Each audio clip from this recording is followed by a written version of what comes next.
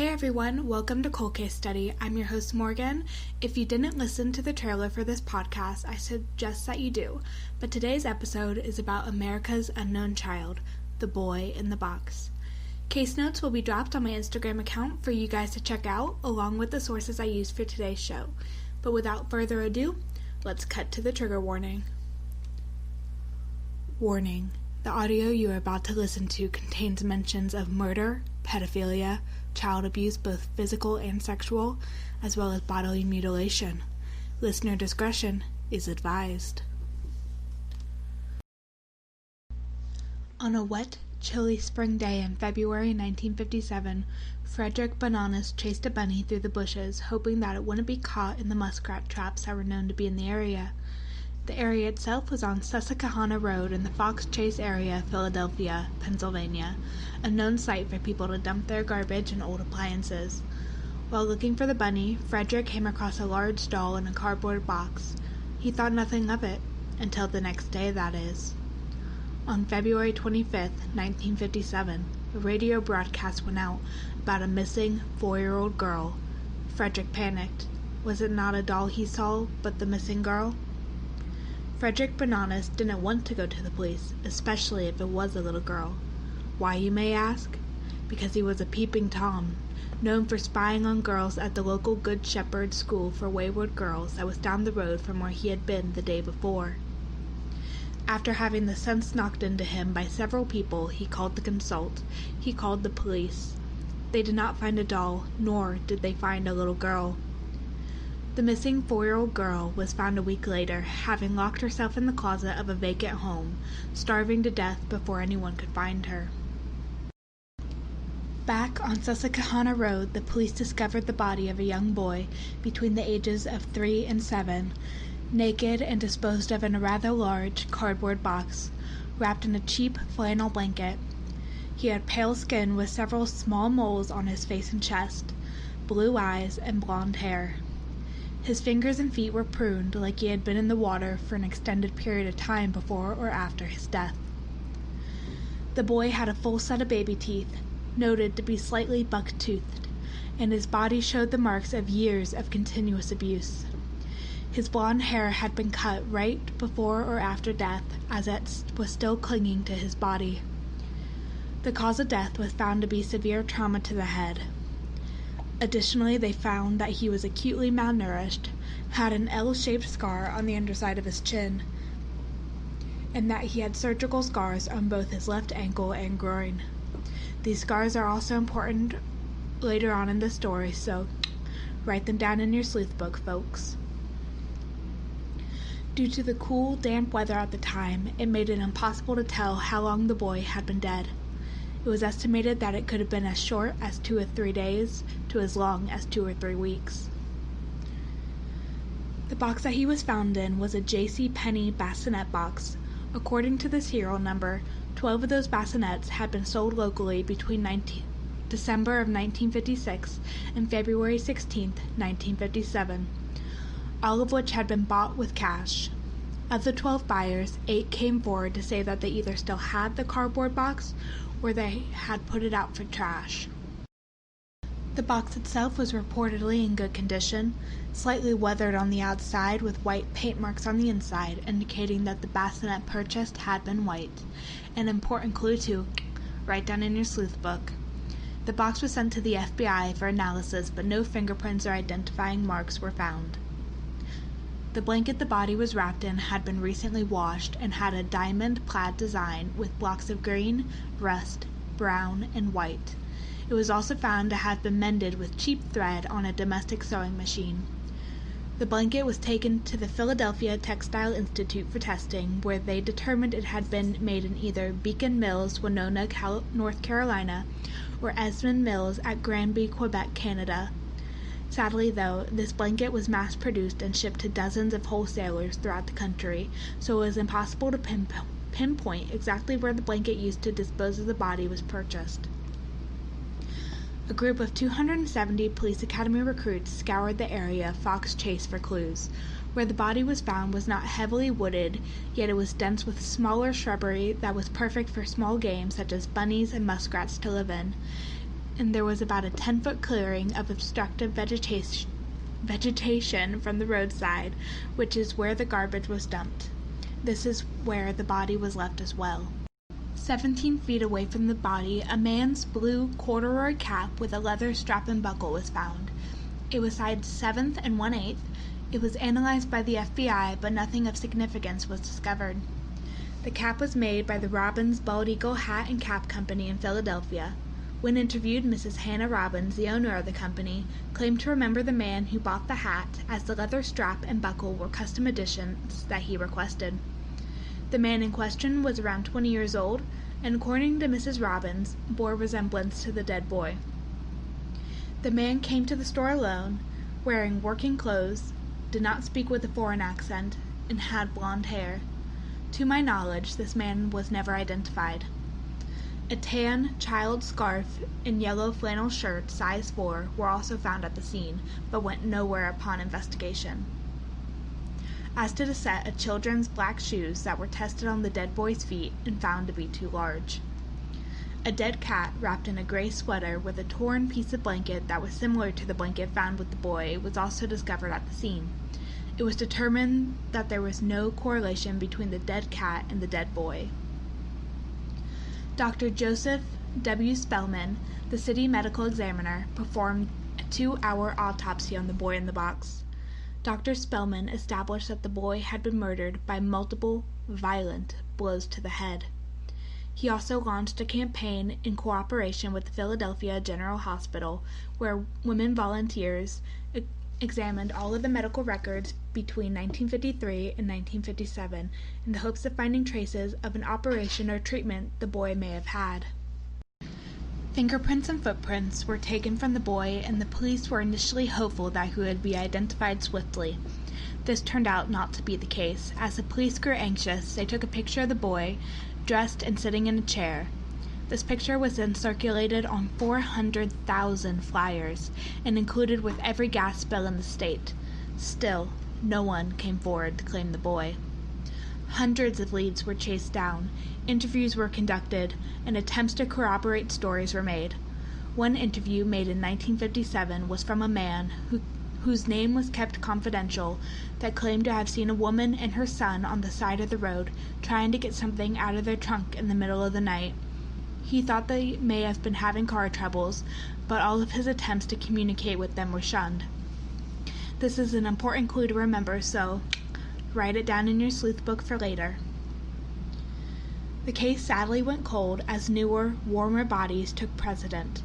It wasn't until 1998, when a segment on America's Most Wanted on October 3, 1998, piqued public interest.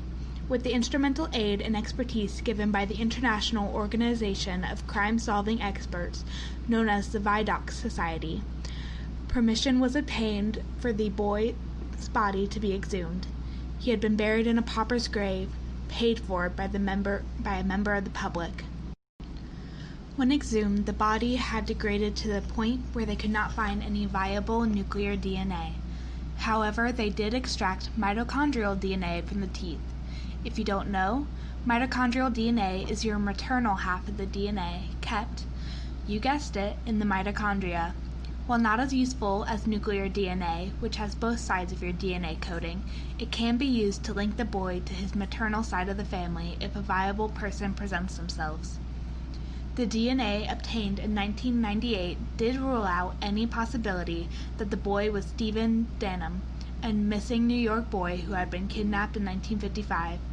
Currently, the FBI's Philadelphia Division Evidence Recovery Team is in possession of tissue samples for further DNA testing. The boy was then reburied in a donated plot at Ivy Hill Cemetery in Philadelphia, where the service, coffin, and headstone that read, "America's Unknown Child," was paid for by the son of the man who paid for the original grave. The boy's grave is constantly adorned with flowers and stuffed animals, and Elmer Palmer, the first police officer to arrive on scene when the body was discovered, visits whenever he can. While there are too many leads for me to cover in our time together, I've chosen a few of the most well-known theories, as well as some of the lesser-known that I find intriguing when it comes to the case. We'll start with Remington Bristow, who, through 36 years of investigating his own particular beliefs about the case, is credited by his colleagues with being the reason we still discuss the boy in the box today, instead of him fading into history. Remington Bristow was an investigator in the medical examiner's office who took it upon himself to investigate the mystery of the boy in the box. He turned to a New Jersey psychic by the name of Florence Sternfield, who held the staples from the J.C. Penney bassinet box in her hands, and told Bristow that he was looking for a large house with a wooden railing and a log cabin on the property that had children playing in it. The foster family theory had been floated previously, but after speaking with Arthur and Catherine Nicoletti, it was dismissed as a dead end. However, when Bristow went to investigate the house himself, as it had been put up for sale, several concerning facts came to life. Catherine Nicoletti had a daughter from a previous marriage, who was 20 years old in 1957, named Anna Marie Nagel, who was reported to be mentally slow and who had 4 children out of wedlock. 3 were stillborn, and 1, a boy, had died of electrocution on an amusement park ride in 1955. After Catherine's death, Arthur married Anna Marie, his stepdaughter. This leaves open the possibility that the boy in the box was the illegitimate child of Arthur and Anna Marie. Remember earlier when I said that the white paint inside the bassinet box was an important clue? Well, when Bristow was investigating the foster home, it had been put up for sale with many belongings still inside. He found a white J.C. Penney bassinet with blankets similar to the one that the boy in the box was wrapped in. Bristow begged the police to reopen the investigation and to look into Arthur, but when police interviewed him again in 1984, they once again came up with no connections to the case. So Bristow took upon himself to urge Arthur Nicoletti to take a lie detector test, that he refused, only cementing Bristow's belief that Arthur was guilty of murder. Bristow died in 1993, still convinced that Arthur Nicoletti was a murderer. The Hungarian refugee theory was disproved but makes an interesting point. In 1965, one of the original detectives, Bill Kelly, investigated the idea that the boy in the box was unidentified because he was the son of a recent immigrant to the United States. It makes sense. Dr. Spellman, who performed the autopsy, had the women volunteers check the mystery boy against all local hospital records, and if the boy was a recent immigrant, then he would not have had any records on file. Kelly read about an influx of Hungarian refugees that fled during the failed uprising in October 1956. In the newspaper article, there was a picture of a little boy who looked identical to the unidentified child. Both Immigration and the Naturalization Service aided Kelly, sorting through 11,200 passport photos before identifying the boy and his family as residing in North Carolina. When state troopers investigated, they found the boy alive and well, playing in his yard. Again, if the boy in the box was the son of immigrants fleeing a failed uprising in Hungary, his parents may have not trusted the police enough to come forward if their son had been kidnapped, fearing discrimination or retribution. Alright, 2 more dead ends before we get into one of the most well-known theories of them all, and the confidential interview that supports it. After America's Most Wanted broadcasted the case in 1998, a man went to Philadelphia homicide and reported that his half-brother, 14 months older than he was, had disappeared at the same time in 1957 when the boy in the box was discovered, and that it had been a family secret for years. When he saw the bust forensic sculptor Frank Bender made of the boy's potential father, the man said it was identical to his deceased father, but no other relatives would corroborate the story, and it was designated as a dead end. The second dead end is a much shorter story. The possibility that the boy in the box remained identified because he was raised as a girl was floated. When the boy was found, it was noted that his eyebrows had been plucked and that his fingernails were neatly trimmed.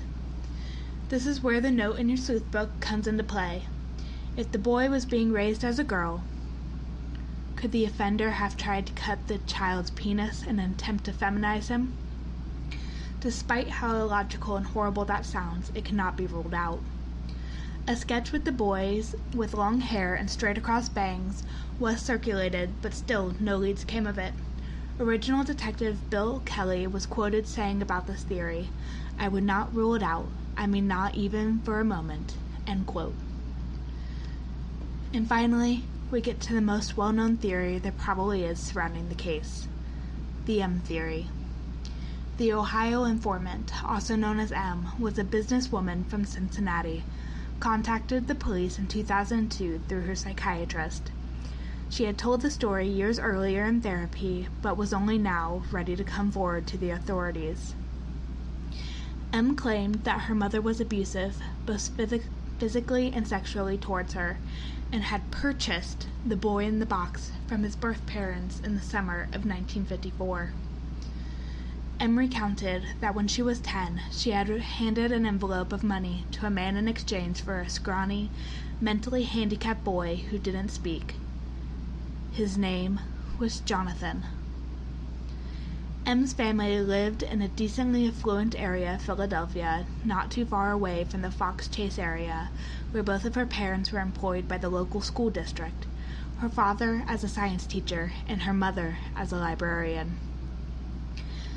Some people say that since both parents worked in the local school district, that if M's claims are true, that her mother was a pedophile, and most likely her father was as well, though no mention is made of him. That her parents have other victims in Philadelphia. M's mother supposedly sexually and physically abused Jonathan for 2.5 years, keeping him locked in their basement, sleeping in a refrigerator box, only using a floor drain to go to the bathroom. He was not allowed to be seen by neighbors or visitors to the home. In a fit of rage one night, M's mother repeatedly hit Jonathan's head against the floor after he had vomited in the bathtub, ultimately killing him. M's mother cut Jonathan's long hair to prevent identification, trimmed his fingernails, and wrapped his naked body in an old blanket before placing him in the trunk of their car. M claimed that she went with her mother to dispose of the body, where her mother pulled off of Susquehanna Rd and went to work trying to remove the body from the trunk. While they were doing so, a man pulled up, fearing that the two ladies were in distress, possibly of a flat tire. M and her mother pointedly turned their backs to the man and obscured the license plate from view. Taking the hint, the man drove away, and M's mother left the boy's body in an empty box that was already at the scene. Now, did any of that sound familiar to anyone? Of course it did, because it's in your sleuth book. A confidential informant gave this testimony back in 1957, except he identified the second person as a son, not a daughter. Could have been a simple case of not being able to see clearly in the dark, or is one of them lying? Investigators, headed by Philadelphia detective Tom Augustine, were intrigued but skeptical. Upon investigation, they couldn't find anyone to corroborate this story, which would have been difficult to do even if M was telling the truth, as she said that the boy had been hidden from sight at all times. M's mental state also worried investigators. She was on the record as being mentally ill, and the stigma surrounding that was and still is strong. Honestly, if M was completely sane, not mentally ill, after suffering that much abuse, as well as helping her mother hide a body of a little boy at age 12 and keeping it a secret for her entire life, I would be more suspicious of her story. I do personally put stock in M's theory despite the lack of physical evidence that was found during the investigation. But I want to know what all of you think. What do you think happened to the boy in the box? Hit me up on Instagram at coldcasestudy or email me at coldcasestudy@gmail.com and let me know. Thank you all so much for tuning into my first episode, The Boy in the Box. I hope you all like it and follow me on Instagram and Facebook, as well as check out all of the cool stuff on my website, including my Patreon and Redbubble store at coldcasestudy.weebly.com. The name of my next case will be announced on Instagram and Facebook on Monday at 10 a.m. EST, and I hope you drop in next Friday to listen. Again, thank you so much, stay safe out there, and I will see you next week. Shoutouts to Olivia for reading through this week's script, to Jenna for always supporting me, to Danny for all of her love and enthusiasm, and to the hosts of these podcasts for welcoming to the community, giving me love on their stories and advice. Killin', Missin', Hidden, The Student's Verdict, If I Go Missing, Sisters, Coffee and Crime, Crime Over Cocktails, Weekly Creep, and Totally Weird and Twisted.